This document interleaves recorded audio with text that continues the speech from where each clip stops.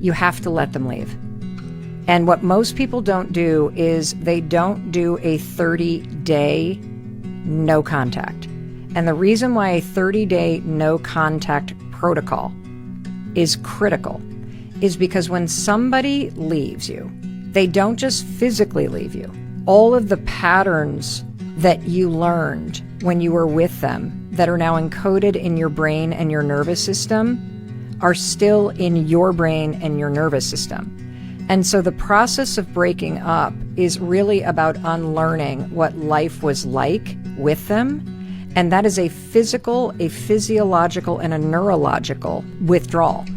And so, if you think about it, the reason why when you break up with somebody, you can hear their voice is because it's encoded in your brain. The reason why you have this sensation that they're next to you in bed or riding with you in the car and you can almost hear how they would respond is because they're encoded in your nervous system. These are the patterns of your life.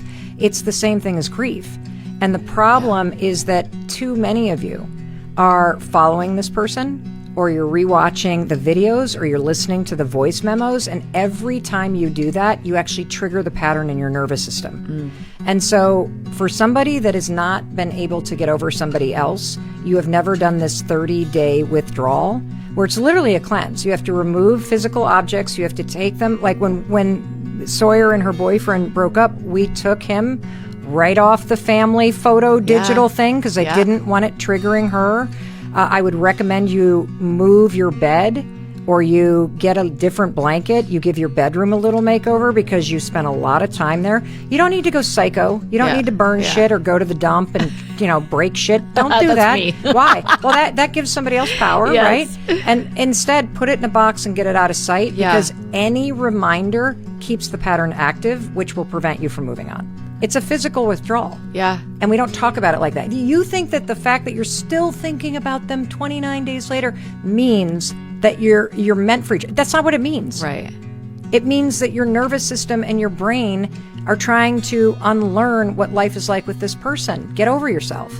Like, sorry. There's and the more you look at this person's life from afar, the more you're trapping yourself in the life you no longer have.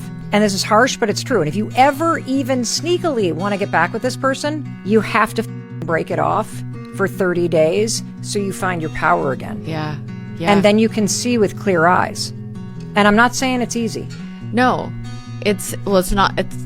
It feels impossible. But thinking about it like alcohol withdrawal or thinking about it like grieving somebody that's dead. Yeah. That's what you're doing. Yeah. Because that part of your life is dead.